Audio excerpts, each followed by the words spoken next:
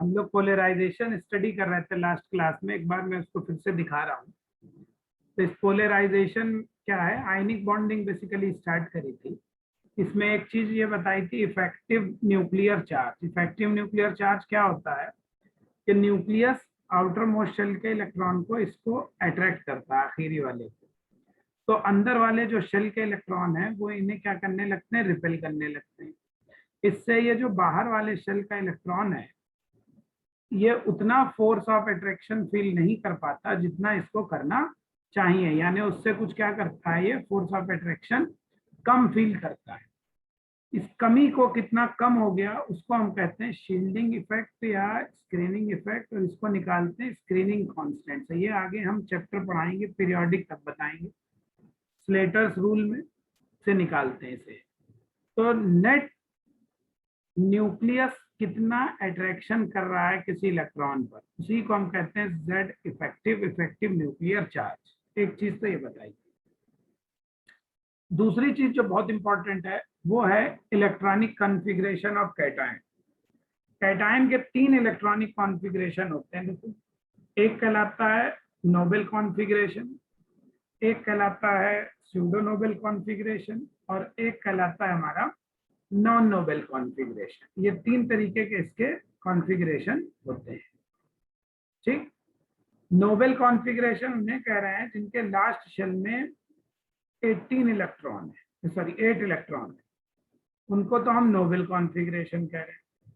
जिनके last shell में 18 electron है उनको हम क्या कहते हैं, स्यूडो नोबेल कॉन्फ़िगरेशन कहते हैं।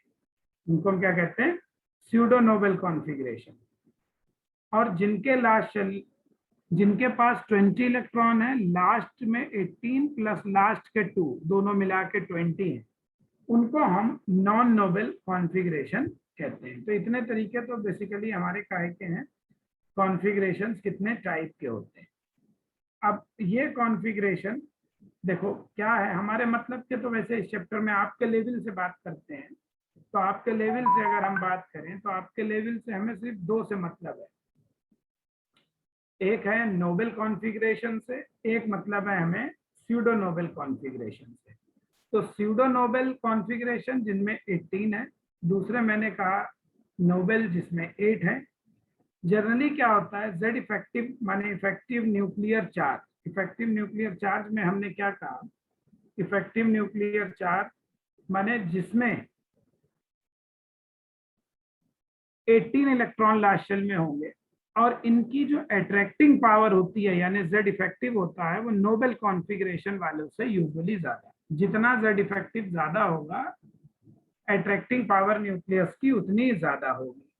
ठीक, अब देखो ध्यान से, दूसरी बात जो बहुत इंपॉर्टेंट है वो ये कि क्या कह रहा हूं, जैसे कॉन्फ़िगरेशन हम पहचानेंगे कैसे, कहाँ पे कौन सा कॉन्फ़िगरेशन है।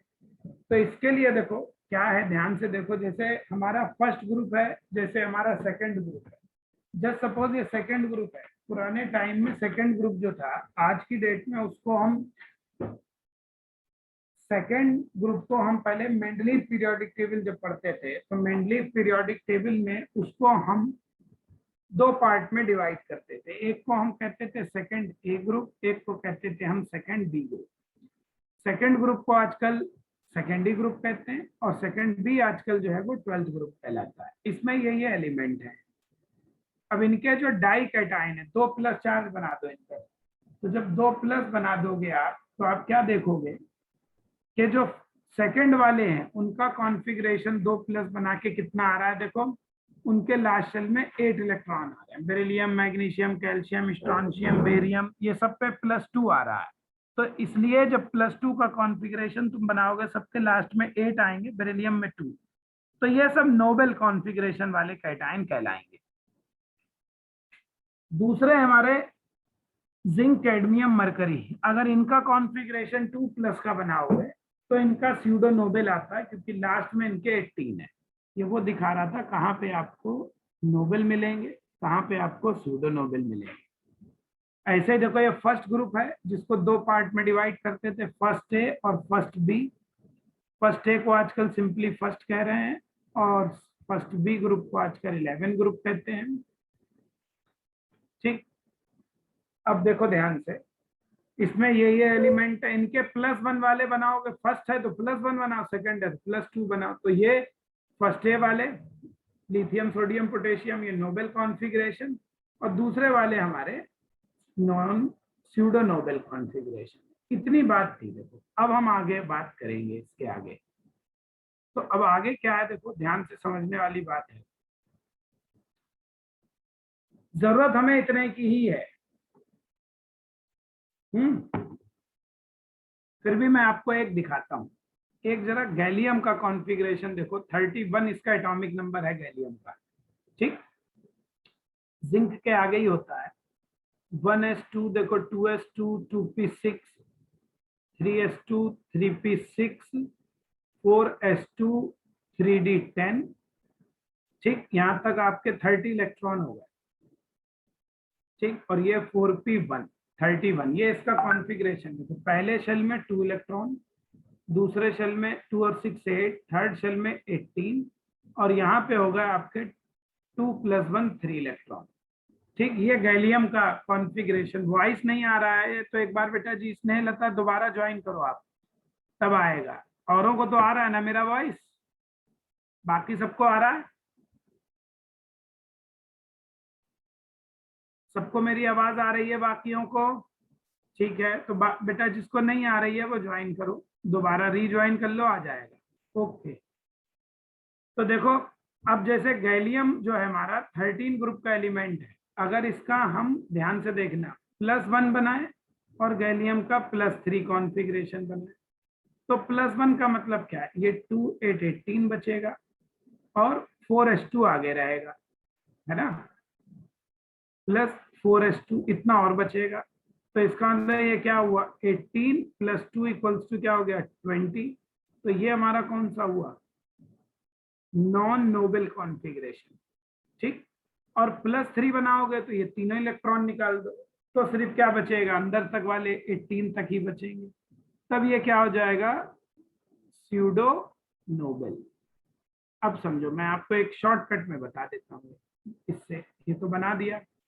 अब यहाँ देखो, जैसे ग्रुप नंबर 13 की बात करें, 14 की बात करें, 15, 13 ग्रुप में यही आपके जो आते हैं बोरॉन, एल्युमिनियम, गैलियम, इंडियम और थैलियम। 14 ग्रुप में आपका कौन कौन है, कार्बन, सिलिकॉन, जर्मेनियम, टिन और लेड। इधर है आपका nitrogen, phosphorus, arsenic, antimony, bismuth. तो देखो जो 13 ग्रुप होता है इसका कॉन्फ़िगरेशन क्या होता है। 13 ग्रुप का भी हमने ऊपर कॉन्फ़िगरेशन देखा गैलियम का, तो आखिरी शेल में NH2NP1 आएगा।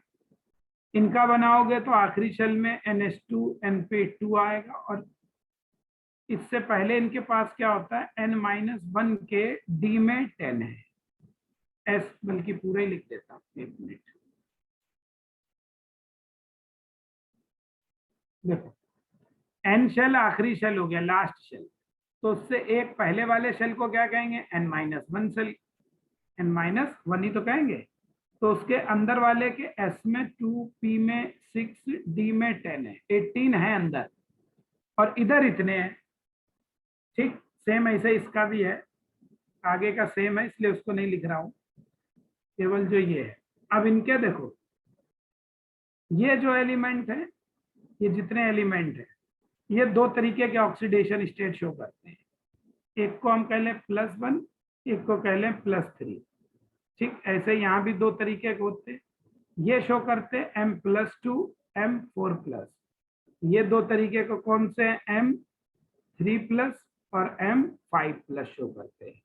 क्यों करते हैं ये, और इनमें एक चीज होती है इनर्ट पेयर इफेक्ट, वो मेन ग्रुप एलिमेंट पढ़ाएंगे तब आपको बताएंगे।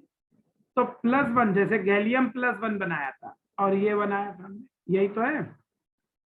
तो देखो इसको हम ऐसे कह लो, एक कम है एक ज्यादा है, ग्रुप में दो ऑक्सीडेशन स्टेट है, कम वाली एक ज्यादा वाली। इसे कह लो LOS, इसे कह लो HOS।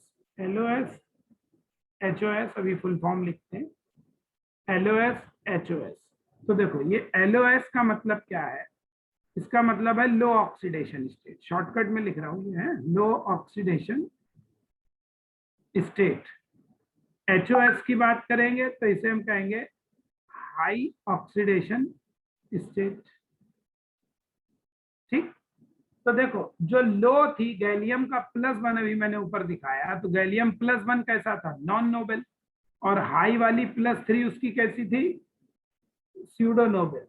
तो इसका मतलब जो लो ऑक्सीडेशन स्टेट होगी वो हमारी कैसी होगी, नॉन नोबेल कॉन्फ़िगरेशन बनेगा उसका, किसी का बना के देख लो, और इनमें से किसी का हाईएस्ट देखोगे तो वो हमारा कैसा दिखाई देगा, स्यूडो नोबेल कॉन्फ़िगरेशन में दिखाई देगा। ठीक है, तो नोबेल और नॉन नोबेल, बेटा मेरी आवाज सबको सही आ रही है, अगर आपकी तरफ गड़बड़ आ रहा है तो इसका मतलब आपकी तरफ कनेक्शन वीक है, तो आप उसको दोबारा रीज्वाइन करो। आवाज मेरी क्या सही नहीं आ रही सबको, बाकी सबको सही आ रही है, लिख रहा है सब लोग यस। तो आपकी तरफ से बेटा जी सिग्नल प्रॉब्लम है, आप उसको एक बार लीव आउट करिए मीटिंग को, दोबारा बेटा ज्वाइन करो, तब सही आएगा, है ना। ये तो ध्यान से देखो, मैं ये कह रहा हूं कि हमारे पास 3 ग्रुप की बात कर रहा हूं, ग्रुप 13 की बात कर रहा हूं, ग्रुप 14 और ग्रुप 15। इनके जो एलिमेंट्स होते हैं, और उनमें भी इन्हीं 3 की बात होती है, इन 3 एलिमेंट्स की, क्योंकि यही लोग कैटायन बना सकते हैं। तो ये लोग 2 तरीके का ऑक्सीडेशन स्टेट शो कर रहे हैं, लो और हाई। लो वाली किसकी कितनी है, देखो +1 +3 +2 +4 +3 +5। लो ऑक्सीडेशन स्टेट जो है वो नॉन नोबेल कॉन्फ़िगरेशन बनाती है, और हाईएस्ट वाली जो है हाई वाली वो स्यूडो नोबेल बनाती है। ये मैंने पहचान लिख दी है इसलिए ना, आपको अभी पढ़ लोगे तो ठीक रहेगा, बाद में आपके एग्जाम में एक एक करके कॉन्फ़िगरेशन थोड़े ना बना के ढूंढोगे, तो ऐसे ढूंढोगे तो बहुत देर लगेगा। तो एक बात देखो कंफर्म हो गया, जो एस ब्लॉक एलिमेंट है वो तो आपके क्या शो करते हैं, इसका मतलब देखो जो एस ब्लॉक हमने बनाया दैट इज क्या रिजल्ट निकल रहा है वो बता रहा हूं, यहां से आपको ज्यादा याद रहेगा। एस ब्लॉक एलिमेंट जो है इनके जो कैटायन होंगे वो क्या बनाते हैं, नोबेल कॉन्फ़िगरेशन।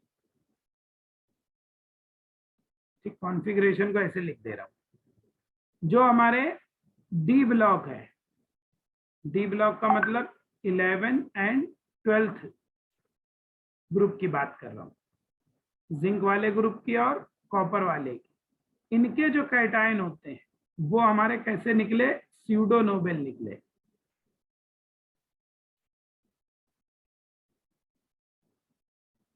इनके स्यूडो नोबेल है।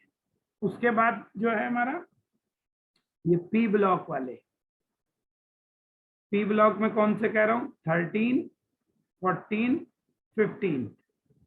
इसमें इनकी 2 variety, low oxidation state, high oxidation state. Low वाले में ये लोग क्या है, नॉन नोबेल है, और हाईएस्ट में क्या है, स्यूडो नोबेल है। खैर हमें इनकी जरूरत नहीं पड़ेगी आपके लेवल पर, देखो अननेसेसरी में ज्यादा बताने से भी कोई फायदा नहीं, बता तो हम बहुत कुछ सकते हैं, लेकिन उसी लेवल को बताना जो आपके एग्जाम में काम हो। अननेसेसरी में ढेर सारा पढ़ा के ये शो करें कि हमें बहुत आता है, उसका कोई मतलब नहीं है।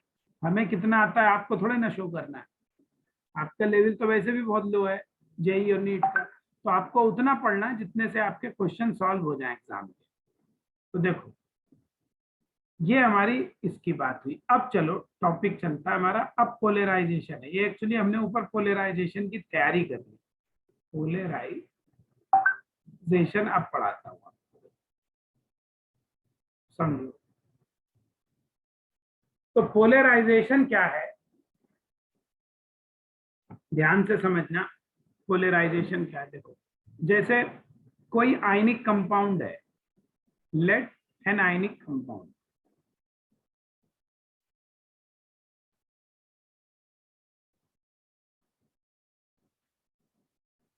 ठीक। तो मान लो आयनिक कंपाउंड क्या भाई, कैटायन होगा उसमें, और उसमें क्या होगा, एनायन होगा। कैटायन होगा हमारे पास, और कौन होगा, एनायन होगा। 2 चीजें होंगी, कैटायन और एनायन।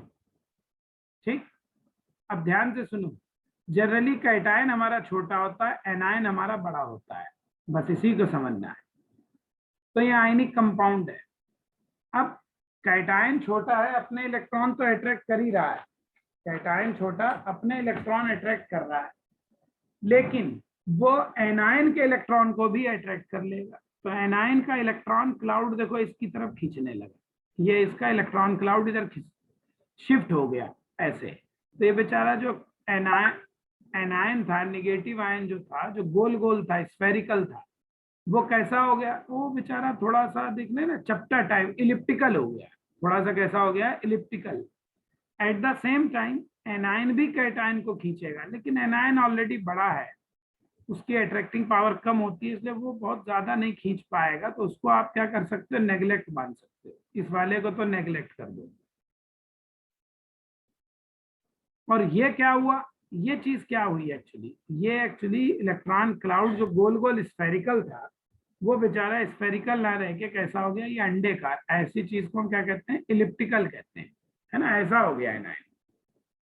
तो एनायन का जो शेप है वो बिगड़ गया, बिगड़ने कह लीजिए डिफॉर्मेशन या डिस्टॉर्शन।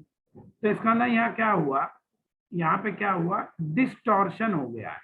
डिस्टॉर्शन माने शक्ल बिगड़ना या डिफॉर्मेशन, किसमें, इन शेप में हो गया है, किसकी, ऑफ एनायन की। किस वजह से हो गया है, क्योंकि कैटायन ने इसके इलेक्ट्रॉन अट्रैक्ट कर ले, due to attraction of its electrons, due to attraction of its electron cloud या इलेक्ट्रॉन्स कह लो, किसने कर लिए हैं, बाई कैटायन ने। बस इसी को हम क्या कहते हैं, इसी फिनोमिना को पोलराइजेशन कहते हैं। This is called anionic polarisation. Anionic polarisation माने एनायन की शक्ल का बिगड़ना, ठीक। तो एनायन की शक्ल का बिगड़ना एनायनिक पोलराइजेशन, या उसी को खाली लोग पोलराइजेशन इन जनरल बोल देते हैं। पूरा नाम है एनायनिक पोलराइजेशन, सिंपली उसको पोलराइजेशन कह देते हैं। कैटायन का भी शक्ल बिगड़ता है, लेकिन वो इतना कम इफेक्ट होता है, उससे कोई बहुत फर्क नहीं पड़ता, इसलिए वो नेग्लेक्ट कर दिया। बहुत रेयर ऐसे भी एग्जाम्पल हैं, ऐसी बात नहीं है कि एनायन का नहीं बिगड़ता, तो कैटायन का उसको भी कभी कभी बिगड़ सकता है ना, लेकिन वो चीज बहुत रेयर है। तो पोलराइजेशन दो तरीके का है, एक हुआ तुम्हारा एनायन का पोलराइजेशन, उसे हम क्या कह रहे हैं, एनायनिक पोलराइजेशन। यही क्या है, कॉमन है, जनरली यही होता है। कभी कभी कैटायन का भी शेप बिगड़ता है, हालांकि वो आपके लेवल से मतलब नहीं है। कैटायनिक पोलराइजेशन ये बहुत रेयर होता है, कहीं कहीं किसी एग्जाम्पल्स में होता है। तो ये तो हुआ पहली बात, पोलराइजेशन होता क्या है। इस पोलराइजेशन से हो क्या रहा है, होता क्या है, हो ये रहा है कि जो इलेक्ट्रॉन क्लाउड है एनायन का, कैटायन की तरफ शिफ्ट हो गया है। इसका मतलब ये इलेक्ट्रॉन क्लाउड दोनों के बीच में ऑसिलेट कर रहा है, घूम रहा है, और ऐसा होने का मतलब तो कोवेलेंट कैरेक्टर आ गया। हम पहले बताए हैं कोई भी बॉन्ड 100% प्योर नहीं होता, जो आयनिक बॉन्ड है उसमें थोड़ा बहुत कोवेलेंट कैरेक्टर जरूर होगा, जो कोवेलेंट बॉन्ड है उसमें आयनिक कैरेक्टर जरूर होगा। तो यहाँ पे फिलहाल क्या है, कोवेलेंट कंपाउंड में आयनिक कैरेक्टर कितना होता है, वो तो हम लोगों ने निकाला किससे, वो हम लोगों ने निकाला था डाइपोल मोमेंट से। अब दूसरी बात यहाँ कर रहे हैं कि ये आयनिक कंपाउंड जो है इसमें कितना वो है कोवेलेंट कैरेक्टर। तो आयनिक बॉन्ड में अगर हमें बात करनी हो कोवेलेंट कैरेक्टर की, तो हम लोग बात करते हैं पोलराइजेशन की। इसका मतलब पोलराइजेशन क्या होता है, इसकी वजह से क्या होता है, देखो एक वर्ड ये बार बार आएगा इसलिए मैं इसको यहाँ लिख दे रहा हूँ, सीवीसी है, कोवेलेंट कैरेक्टर। कोवेलेंट कैरेक्टर को सीवीसी लिख दे रहे है ना। टीएस वर्ड आएगा, इसका मतलब थर्मल स्टेबिलिटी।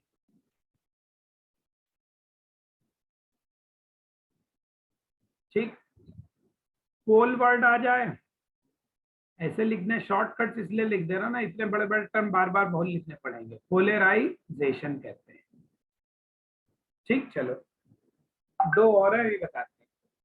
तो देखो, जो कोवेलेंट कैरेक्टर है ना, इन किसमें, आयनिक बॉन्ड में, किसी आयनिक बॉन्ड में कितना कोवेलेंट कैरेक्टर, वो डायरेक्टली प्रोपोर्शनल होता है पोलराइजेशन के। जितना ज्यादा पोलराइजेशन होगा उसमें आयनिक कैरेक्टर, आयनिक बॉन्ड में, उसमें उतना ही ज्यादा कोवेलेंट कैरेक्टर होगा। अभी क्लास के बाद रुकिएगा, मैं आज फिजिक्स की क्लास का भी बता दूंगा आपको। तो covalent character in ionic bond जो है वो पोलराइजेशन पर डिपेंड करता है। ये तो हो गया इफेक्ट ऑफ पोलराइजेशन। पोलराइजेशन का इफेक्ट क्या होता है या इम्पैक्ट क्या होता है, प्रभाव क्या है, इम्पैक्ट ऑफ पोलराइजेशन। तो ये उसका इम्पैक्ट है। अब देखो ध्यान से सुनो, अभी लास्ट में बताऊंगा, वैसे तो आपको पता भी होगा। जो मेल्टिंग पॉइंट है, एमपीटी माने मेल्टिंग पॉइंट, ऐसे लिख दें बॉइलिंग पॉइंट।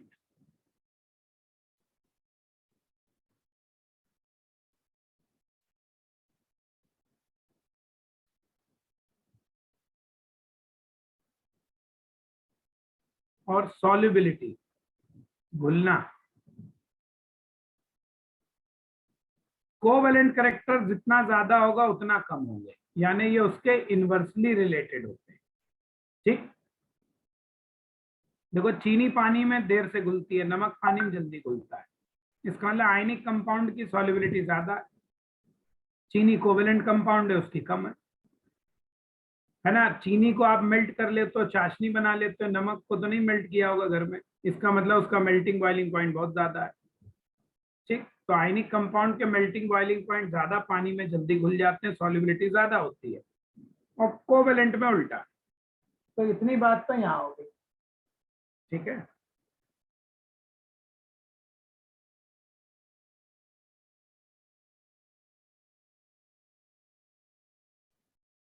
चलो तो ये हुआ तुम्हारा इसको। अब कुछ टर्म्स है, पहले उनको हमें जानना पड़ेगा। देखो ध्यान से समझो, एक वर्ड है, देखो इस ऊपर को अगर ध्यान से देखो तो हमने क्या बताया, कैटायन एनायन के इलेक्ट्रॉन को खींच रहा है और एनायन जो है इलेक्ट्रॉन खिंचवा रहा है। ठीक है ना, कैटायन इलेक्ट्रॉन खींच रहा है, एनायन अपने इलेक्ट्रॉन खिंचवा रहा है। ठीक, तो कैटायन को हम कहें खींचू पावर, एनायन की मतलब समझो खिंचवाइंग पावर, ऐसे कह लो। कैटायन की अट्रैक्टिंग पावर, एनायन की रिलीजिंग पावर, खींचो खिंचवाओ यही समझो। तो पोलराइजेशन खींचा खांची इफेक्ट है यार, एक खींचता है खिंचवा देता है। कैटायन खींच लेता है, एनायन कहता भैया ले जाओ, खिंचवा देता है अपने। तो दो वर्ड है यहाँ पे, एक वर्ड है पोलराइजिंग पावर,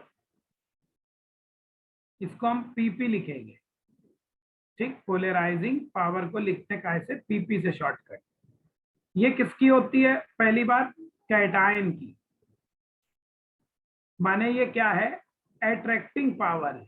ये कैटायन की क्या है, अट्रैक्टिंग पावर है, जिससे वो इलेक्ट्रॉन्स को अट्रैक्ट करता है, खींचू पावर है।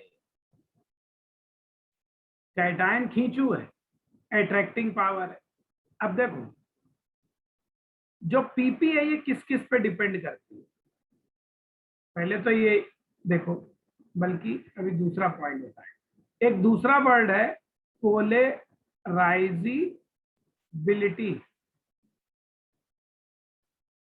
इसको पीजेड लिख दे रहा है शॉर्टकट।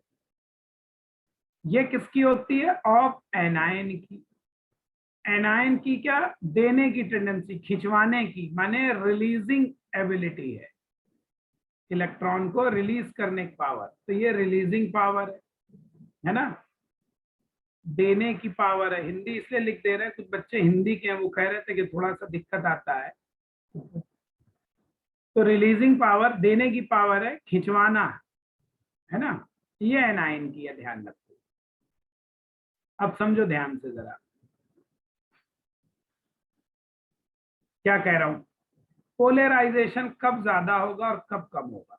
Factors affecting polarisation. कब पोलराइजेशन ज्यादा और कब पोलराइजेशन कम होगा, ये कैसे पता चलता है?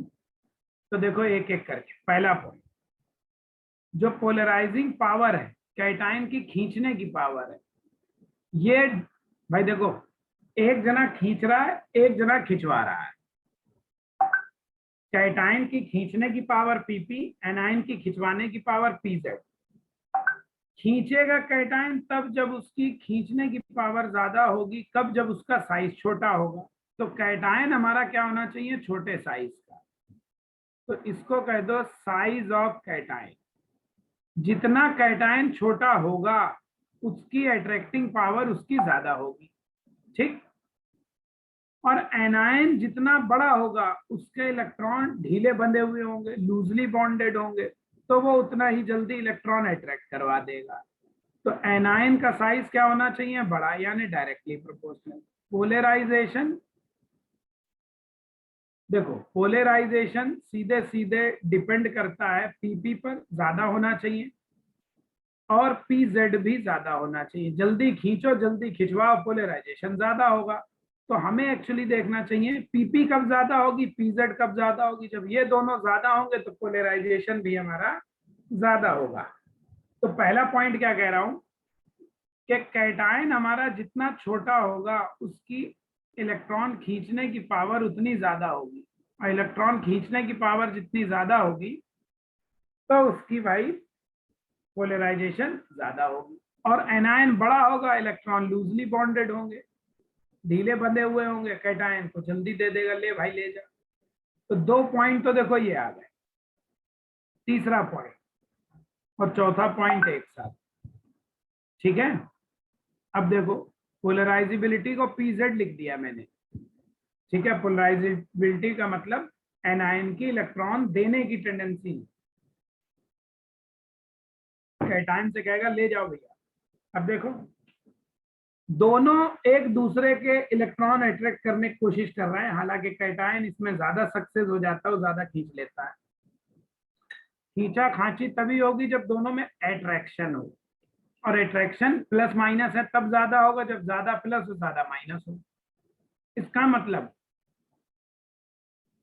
पीपी सीधे सीधे पॉजिटिव चार्ज पर डिपेंड करेगी। जितना ज्यादा पॉजिटिव चार्ज हो, उतना जल्दी कैटायन खींच लेगा। एनायन पे जितना ज्यादा नेगेटिव चार्ज होगा, उतना वो जल्दी खिंचवा देगा। क्यों? देखो, प्लस चार्ज होने से कैटायन छोटा हो जाएगा, माइनस चार्ज होने से एनायन बड़ा हो जाएगा।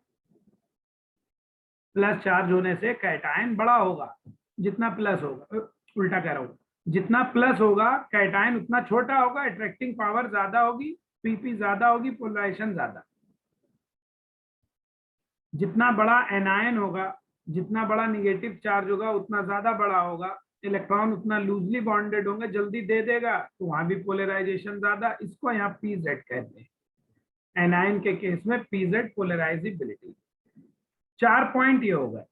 अब देखो, दूसरी बात, जो पोलराइजिंग पावर है कैटायन की, वो हमने कहा था जेड इफेक्टिव पर डिपेंड करती है। भाई जितना अट्रैक्टिंग पावर ज्यादा होगी, उसी को जेड इफेक्टिव कह रहे हैं। और जेड इफेक्टिव किसका ज्यादा होता है? हमने कहा था जो स्यूडो नोबेल होता है, स्यूडो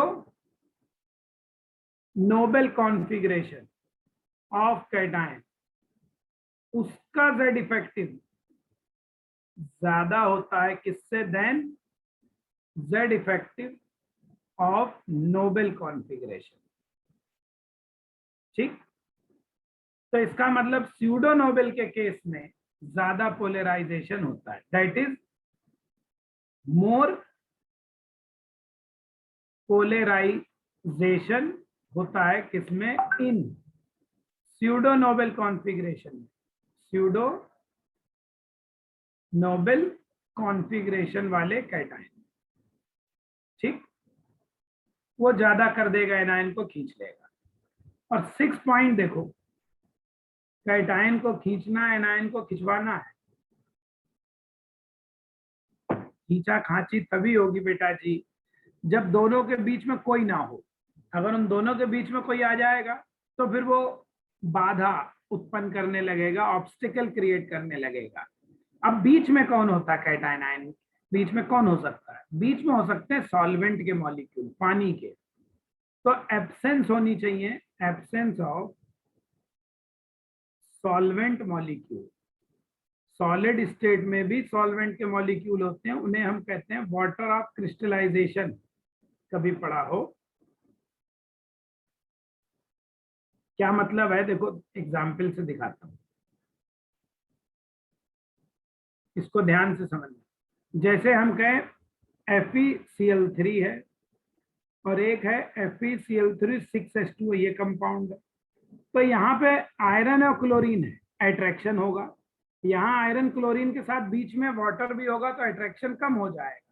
तो अगर पोलराइजेशन निकालोगे तो FeCl3 में, जिसमें वाटर नहीं है, सॉल्वेंट नहीं है, उसमें ज्यादा होगा एज कंपेयर टू किसके, जिसमें वाटर।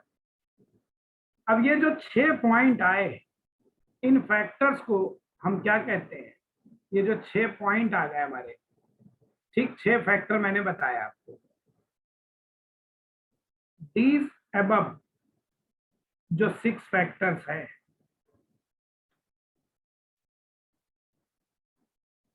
ये क्या करते हैं, फेवर करते हैं, बढ़ाते हैं किसको, पोलराइजेशन को, एंड आर कलेक्टिवली, और इनको क्या कहते हैं, and are collectively called as, इन्हीं को हम सबको सम्मिलित रूप से फजान रूल्स कहते हैं। क्या कहते हैं, इन सबको कलेक्टिवली हम फजान रूल कहते हैं। फजान साहब ने दिए थे, फजान रूल्स।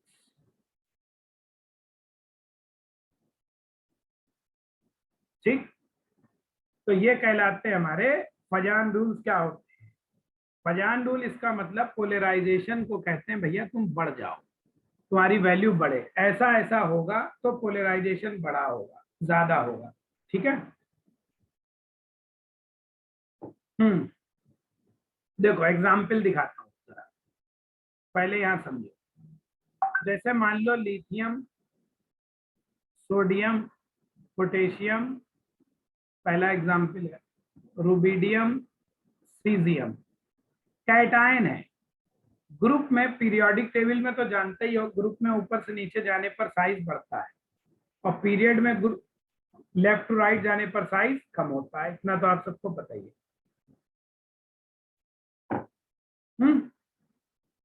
तो चूंकि यहाँ ऊपर से नीचे साइज क्या हो रहा है, बढ़ रहा है, साइज इंक्रीजेस। किसका साइज, कैटायन का। कैटायन छोटा हो तो पीपी ज्यादा होता है, इसका मतलब पीपी इसका क्या होगा, डिक्रीज होगा, क्योंकि ऊपर वाला लिथियम छोटा, उसका पीपी ज्यादा होगा, सीजियम बहुत बड़ा, उसका पीपी बहुत कम होगा। और जब पीपी डिक्रीज होगा तो पोलराइजेशन, क्यों, कैटायन ये छोटा है, ज्यादा अट्रैक्ट करेगा, पोलराइजेशन ज्यादा, ये क्या है, बड़ा है, ज्यादा अट्रैक्ट करेगा ही नहीं एनायन को, तो पोलराइजेशन कम। तो यानी ऊपर से नीचे पोलराइजेशन भी क्या होगा, घटेगा, डिक्रीज। ठीक, जैसे देखो, जैसे यहाँ अब निगेटिव आयन, फ्लोराइड है, क्लोराइड है, ब्रोमाइड है, आयोडाइड है। अब यहाँ क्या है, निगेटिव आयन है, तो ऊपर से नीचे यहाँ भी क्या हो रहा है, चूंकि साइज हमारा क्या हो रहा है, बढ़ रहा है। साइज बढ़ेगा तो क्या होगा, पीजेड, पोलराइजिबिलिटी बढ़ेगी। जितना बड़ा एनायन होगा उसके इलेक्ट्रॉन लूजली बॉन्डेड होंगे, उतना ही जल्दी वो खिंचवा देगा, ले जाओ भैया कहेगा अपने इलेक्ट्रॉन यहाँ से, कैटायन जी खींच लीजिए हमें। ठीक है, तो इसकी पोलराइजिबिलिटी ज्यादा होगी, और जब पोलराइजिबिलिटी ज्यादा, ज्यादा खिंचवा देगा, तो इसका मतलब पोलराइजेशन भी ज्यादा, इसका मतलब ऊपर से नीचे पोलराइजेशन बढ़ेगा, है ना। हमने ऊपर लिख दिया है, देखो ये पोलराइजेशन पीपी और पीजेड दोनों के क्या है, डायरेक्टली प्रोपोर्शनल। जितना पीपी होगा ज्यादा उतना पोलराइजेशन ज्यादा, जितना पीजेड ज्यादा होगा पोलराइजेशन उतना ज्यादा। पीपी पीजेड कब ज्यादा होंगे, ये होंगे, यानी यही पॉइंट पोलराइजेशन को बढ़ाएंगे। ठीक, दो एग्जाम्पल ये होगा।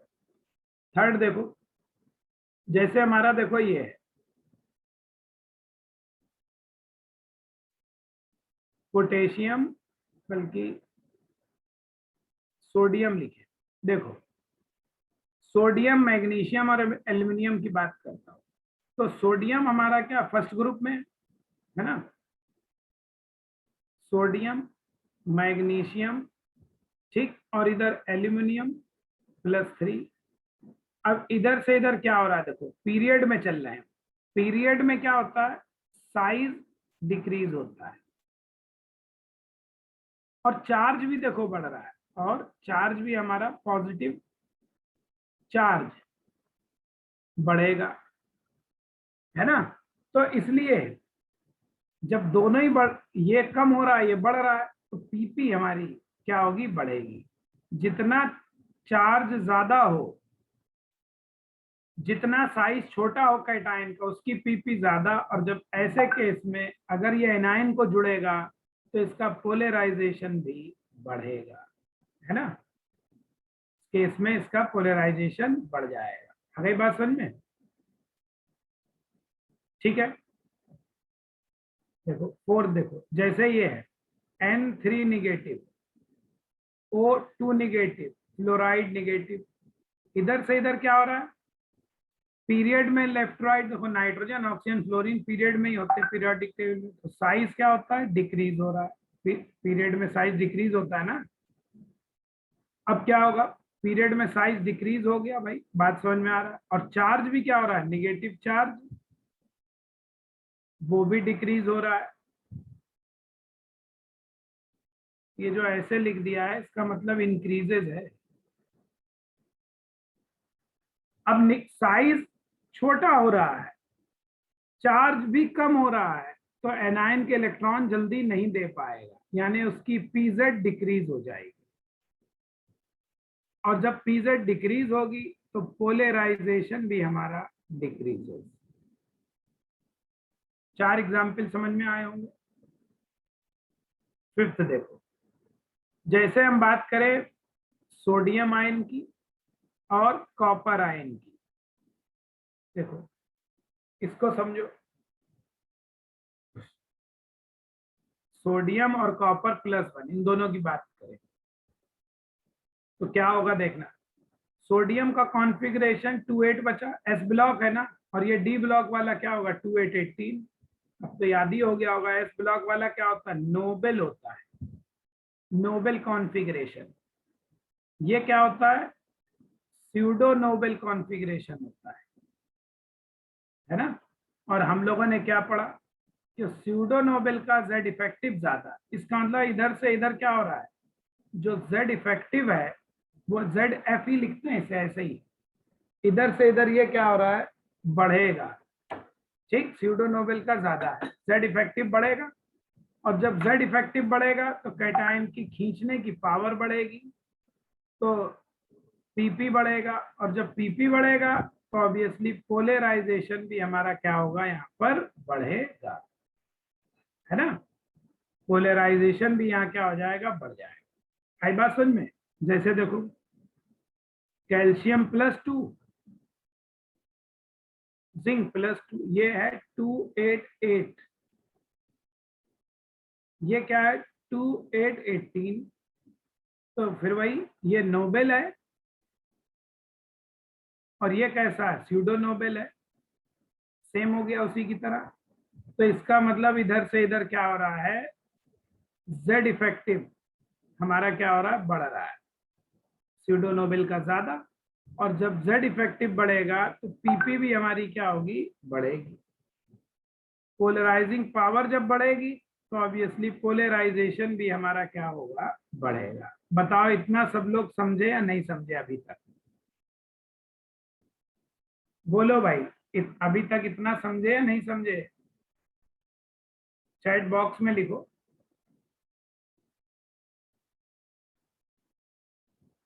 ठीक है,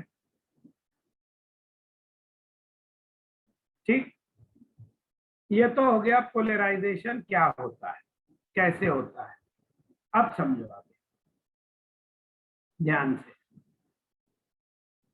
अब पोलराइजेशन का फायदा क्या है, इससे हम क्या क्या चीजों को समझते हैं। एग्जाम्पल 4 नहीं समझ में आया? देखो 4 में क्या था भाई, इधर निगेटिव है, इधर 2 निगेटिव, इधर 1 निगेटिव। निगेटिव चार्ज क्या हो रहा है, कम हो रहा है। और पीरियड में नाइट्रोजन ऑक्सीजन फ्लोरीन का साइज क्या होता है, डिक्रीज होता है। साइज कम हो रहा है एनायन का, तो पोलराइजिबिलिटी उसकी कम होगी। एनायन जो बड़ा होता है उसके इलेक्ट्रॉन लूजली बॉन्डेड होते हैं, तो उसकी पोलराइजिबिलिटी ज्यादा होगी, माने वो इलेक्ट्रॉन जल्दी से खिंचवा देगा, कैटायन को कहेगा जल्दी से ले जाओ। तो नाइट्रोजन 3 निगेटिव साइज में बड़ा है, तो वो कहेगा ले जाओ, तो इसकी पोलराइजिबिलिटी ज्यादा। और F निगेटिव छोटा है, उसकी पोलराइजिबिलिटी कम होगी, वो नहीं खिंचवाएगा जल्दी। ठीक। अब देखो इसके फायदे, एप्लीकेशंस इसके क्या है। एप्लीकेशंस ऑफ पोलराइजेशन, क्या क्या फायदे हैं भाई? देखो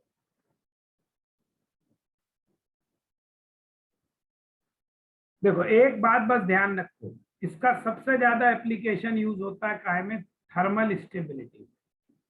काय काम में आता है, mainly used for thermal stability के लिए।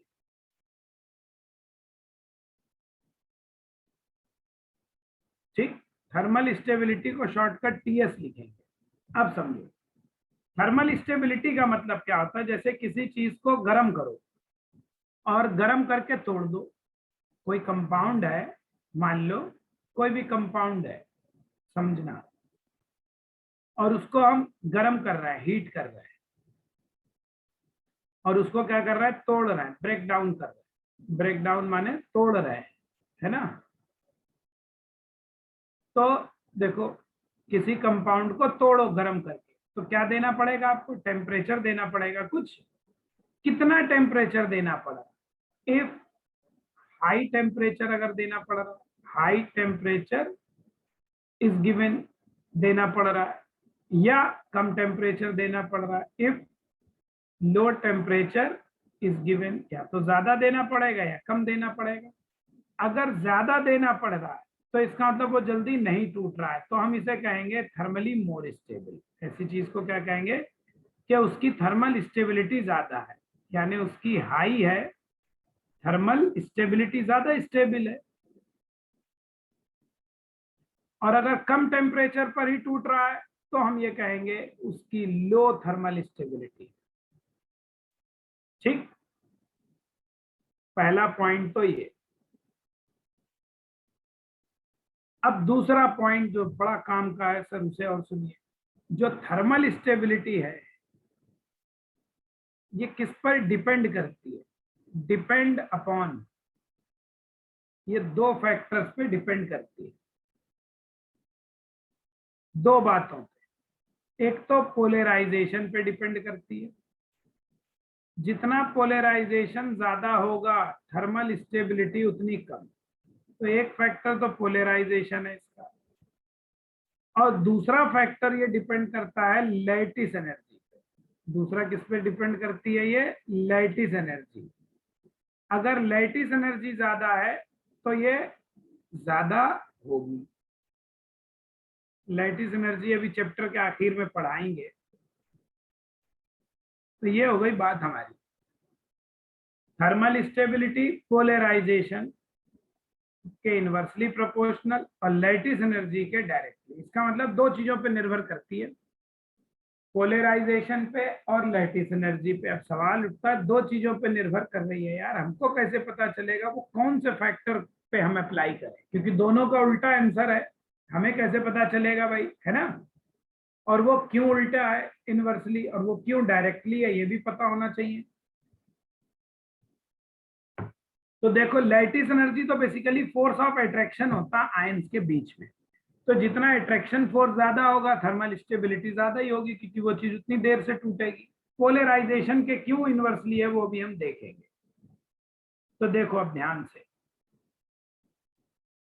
बस अब यहां से पूरे पोलराइजेशन का एप्लीकेशन, तो इसको ध्यान से अच्छे से समझो, कोई डाउट हो पूछना दोबारा, ठीक है। ध्यान से देखो, जो पोलराइजेशन है और लैटिस एनर्जी कब अप्लाई करेंगे। तो देखो पहले हम पोलराइजेशन की बात करें।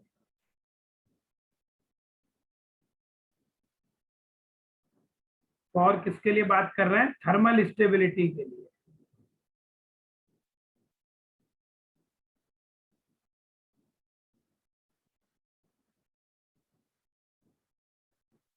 थर्मल स्टेबिलिटी के लिए पोलराइजेशन कैसे वर्क करता है। पोलराइजेशन फैक्टर कब काम करेगा, वर्क कब करेगा, व्हेन, जब तुम्हारा जो एनायन है, निगेटिव आयन है ना। फॉर थर्मल स्टेबिलिटी हमें क्या देखना है, तो अगर हमारा एनायन बड़ा है, व्हेन एनायन इज बिगर, बड़ा हो, या कई सारे एटम का हो, पॉली एटॉमिक हो। पॉली एटॉमिक माने जिसमें कई सारे एटम। कौन कौन से ऐसे हैं देखो, जैसे कार्बोनेट आयन, जैसे सल्फेट आयन, है ना, जैसे बाइकार्बोनेट आयन, ठीक, जैसे थायोसल्फेट आयन, जैसे डाइक्रोमेट आयन, ठीक है, जैसे O3 निगेटिव आयन, ओजोनाइड कहते हैं, जैसे परऑक्साइड आयन, जैसे नाइट्रेट आयन, जैसे नाइट्राइट आयन, से बहुत सारे होते हैं। ये आयन्स होंगे तो आपके ये वाले फैक्टर वर्क करेंगे, ध्यान रखो। और दूसरा है हमारा लैटिस एनर्जी। लैटिस एनर्जी कब काम करेगी, लैटिस एनर्जी फैक्टर अब एग्जाम्पल से दिखाती, चिंता मत करो। तो ये तो वर्क करता है इस केस में। ये कब वर्क करता है, ये वर्क करता है वर्क व्हेन, उसका उल्टा कर दो, जब एनायन मोनो एटॉमिक हो, मोनो एटॉमिक हो या थोड़ा छोटा हो, या कैसा हो, छोटा हो। जैसे देखो मोनो एटॉमिक में सबसे अच्छा तो है हाइड्रोजन निगेटिव हाइड्राइड, फिर फ्लोराइड, क्लोराइड, ब्रोमाइड माने हेलोजन, आयोडाइड, फिर nitrogen 3 negative nitride ion, oxide ion, फिर 2 निगेटिव, अभी एक ज्यादा बन गया निकाल। और OH आयन में 2 एटम है, लेकिन वो छोटा होता है, इसी कैटेगरी में आता है, ठीक। अब जरा देखना ध्यान से क्या कह रहा हूं। चलो सर, इनके नाम अगर नहीं पता है तो वो भी जान लो, क्योंकि नाम से भी काम चलेगा आपका, है ना। हमें यहाँ नाम की भी जरूरत, एग्जाम में नाम से भी पूछ लेता है तो फिर गड़बड़ हो जाता है। तो ये है हमारा कार्बोनेट, ये हमारा सल्फेट, ये हमारा बाइकार्बोनेट कहते हैं या हाइड्रोजन कार्बोनेट, हाइड्रोजन कार्बोनेट। देखो सल्फेट में एक एस हटा, एक O हटा के एस लगा दो तो H2O3 बन जाएगा। किसी चीज में O हटा के सल्फर लगाओ तो नाम वही रहेगा, बस थायो बढ़ा दो, तो इसका मतलब इसका नाम हो जाएगा थायो सल्फेट, और ये हो जाएगा डाइक्रोमेट, ठीक। ये हो जा, इसका नाम था ओजोनाइड, इसका नाम था परऑक्साइड, इसका नाम है नाइट्रेट, इसका है नाइट्राइट। यहाँ तो सबको पता ही है, इसको हाइड्रोक्साइड कहते हैं, ये ऑक्साइड कहलाता है, इसको नाइट्राइड कहते हैं। ये सब तो जानते ही हो, फ्लोराइड फ्लोराइड, उसको क्या लिखे, ये हाइड्राइड। ठीक, इन सबको सिंपली हैलाइड कह सकते हो, फ्लोराइड क्लोराइड ब्रोमाइड। अब हम काम करेंगे, अब क्वेश्चंस को सॉल्व करेंगे। देखो कैसे क्वेश्चन आते हैं, जनरली इसमें ऑर्डर अरेंज करने को आता है एग्जाम में। ठीक है, तो ऑर्डर ही हमें अरेंज करना, एक एक करके मैं समझा रहा हूं, ध्यान से समझो। ये ना समझ में आए पूछना, सारी बातों की समरी आएगी। पहला एग्जाम्पल देखो, lithium carbonate, sodium carbonate, potassium carbonate, rubidium carbonate, caesium carbonate. देखो फार्मूला बनाना हम सिखा चुके हैं, लिथियम सोडियम पोटेशियम इन सब पे +1 होता है, तो वो कार्बोनेट पे लगा दो, कार्बोनेट पे 2 निगेटिव होता है, वो इधर लगा दो फार्मूले। उल्टा होता है, इसको इधर इसको इधर, उस दिन हमने कहा था इसको मैरी सिस्टम कहते हैं। दूसरा एग्जाम्पल देखो, ये दोनों एक ही जैसे हैं इसलिए एक जैसे एक साथ लिख दे रहे हैं। जैसे beryllium carbonate, magnesium carbonate, calcium carbonate, यही वाला सबसे ज्यादा पूछा गया एग्जाम में, स्ट्रॉन्शियम कार्बोनेट और बेरियम कार्बोनेट। यहाँ दो दो वैलेंसी है तो ऐसे लगा दो। ठीक है, चलो सर अब समझो। देखो पहले आपको यहाँ दिखाएं, सबसे पहले क्या करा करो आप, फॉर क्वेश्चंस के लिए क्या करना है, फॉर अरेंजिंग ऑर्डर, आपको ऑर्डर अरेंज करना होगा। फॉर अरेंजिंग ऑर्डर, जब आपको ऑर्डर अरेंज करना है तो आपको क्या करना है, तो आपको सबसे पहले वहां देखना है एनायन कौन सा है, लुक एनायन। अब एनायन हमारे दो तरीके के मैंने कहा, स्मॉल वाले हैं मोनो एटॉमिक या पॉली एटॉमिक। अगर स्मॉल है तो लैटिस एनर्जी फैक्टर काम करेगा और तब थर्मल स्टेबिलिटी डायरेक्टली प्रोपोर्शनल होगी लैटिस एनर्जी, जिसकी लैटिस एनर्जी ज्यादा उसकी थर्मल स्टेबिलिटी ज्यादा। और अगर पॉली एटॉमिक है तो वहां पे पोलराइजेशन फैक्टर काम करेगा, और पोलराइजेशन में हमने कहा इनवर्सली। अब ये इनवर्सली कैसे आता है वो भी देख लो। अब इसी को हम एक एग्जाम्पल को समझा के दिखाएंगे तो आपको मेरी पूरी बात समझ में आ जाएगी मैं क्या कहना चाह रहा हूं। देखो जैसे एक तो ये बेरिलियम +2 और इधर है कार्बोनेट आयन, देखो ओ ये ऐसे यहाँ पे है बेरियम आयन और कार्बोनेट आयन। ठीक, तो देखो कैटायन क्या करता है, निगेटिव आयन को अट्रैक्ट करता है। आओ भाई चलो, ये कह रहा आओ भाई चलो अट्रैक्ट करें आपको, तुम्हारा साइज हम डिफॉर्म करें। अब लेकिन ये कैसा सा है, स्मॉल है कैटायन। जो स्मॉल कैटायन होगा तो उसकी पीपी क्या होगी, अट्रैक्टिंग पावर हाई होती है। ये कहेगा चलो नहीं, आओ आओ आओ जल्दी से आओ जल्दी से आओ, रे बाबा रे खींचे लिए जा रहे हैं ऑक्सीजन को।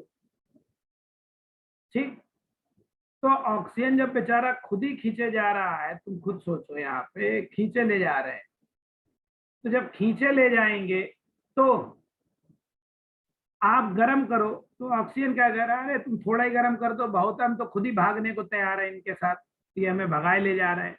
तो ये आसानी से बेटा जी यहाँ बॉन्ड क्या होगा, ब्रेक हो जाएगा। इसका मतलब तुम्हें टेम्परेचर क्या देना पड़ेगा, लो टेम्परेचर देना पड़ेगा। इसलिए जब टेम्परेचर कम देना पड़ा, जल्दी टूट गया बॉन्ड, तो इसकी थर्मल स्टेबिलिटी क्या होगी, लो होगी, जल्दी टूट जाएगा। तो देखो हाई पीपी है इसलिए यहाँ पोलराइजेशन क्या है, हाई, तो पोलराइजेशन हाई आया तो थर्मल स्टेबिलिटी क्या आई, देखो लो, उल्टा नहीं आ रहा है तो इनवर्स होगा।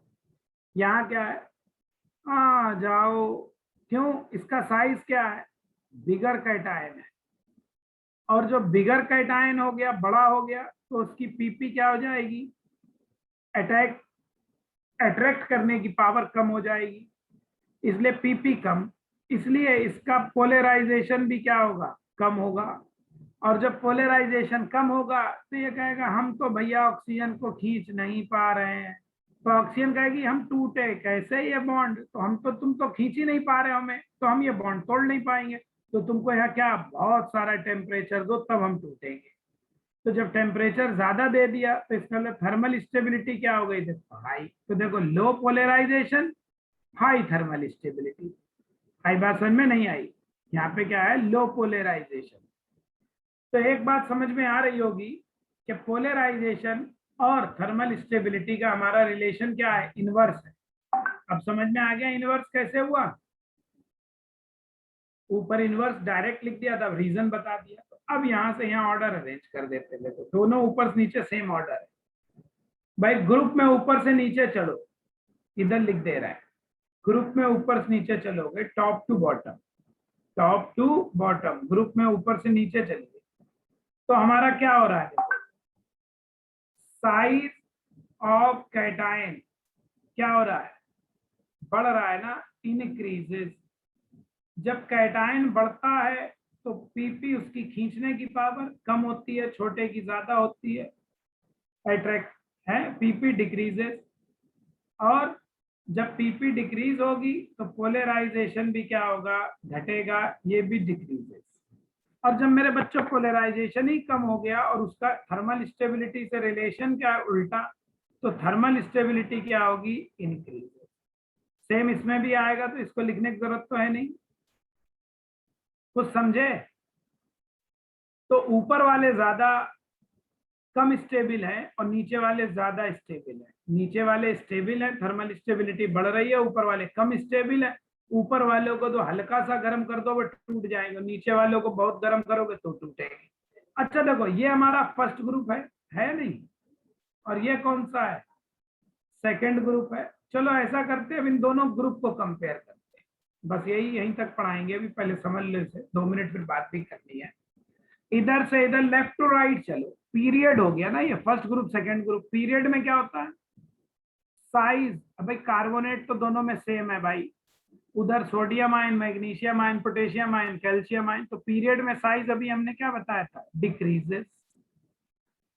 अब लिथियम सोडियम पोटेशियम पे +1 है, बेरिलियम मैग्नीशियम पे क्या है, +2 है। तो यहाँ पे क्या हो रहा है, पॉजिटिव चार्ज हमारा क्या हो रहा है, इंक्रीजेस। देखो साइज कम हो रहा है, चार्ज बढ़ रहा है, तो पोलराइजेशन क्या होगा, बढ़ेगा। यही तो पढ़ाई है। छोटा कैटायन हो, ज्यादा चार्ज हो, तो पीपी उसकी बढ़ेगी, पीपी बढ़ेगी, तो इसलिए क्या होगा, पोलराइजेशन बढ़ेगा। और जब पोलराइजेशन बढ़ेगा सर, तो थर्मल स्टेबिलिटी क्या होगी, घटेगी। इसका मतलब जो फर्स्ट ग्रुप वाले हैं वो सेकंड ग्रुप वालों से ज्यादा स्टेबल है। तो क्या रिजल्ट निकला, दैट इज फर्स्ट ग्रुप के जो कार्बोनेट है, ग्रुप कार्बोनेट्स, ये सब कार्बोनेट कंपाउंड है ना, carbonates are more stable than second group carbonate, second group carbonate. इतना समझे सब लोग या नहीं समझे, पहले इतना समझाओ मैं बात, बताओ भाई सब लोग, इतना सबके समझ में आया या नहीं आया, बोलिए, कोई डाउट। पहला एग्जाम्पल बताया अभी मैंने, इतना सबके समझ में आ रहा है, got it, very good very good, ठीक, समझ में आ गया, बहुत बढ़िया है। तो देखो इन सब में सबसे स्टेबल कौन सा हुआ, ये वाला सबसे स्टेबल हुआ ना, ये वाला क्या आएगा, इन सब में मोस्ट स्टेबल, क्योंकि पीरियड में स्टेबिलिटी क्या हो रही है, कम हो रही है, तो यही वाला स्टेबल है। और सबसे कम स्टेबल क्या, पीरियड में ग्रुप में नीचे कम होती है और इधर पीरियड में कम हो रही है, ये वाला क्या होगा, लीस्ट मिनिमम स्टेबल है। तो लिथियम का एस ब्लॉक में लिथियम कार्बोनेट सबसे स्टेबल और बेरियम कार्बोनेट सबसे कम। ओके, तो ये हुआ तुम्हारा पहला एग्जाम्पल। अब 2 मिनट बात करनी है आपको फिजिक्स क्लास की, मैं इसलिए ओपन कर रहा हूं इधर से। देखो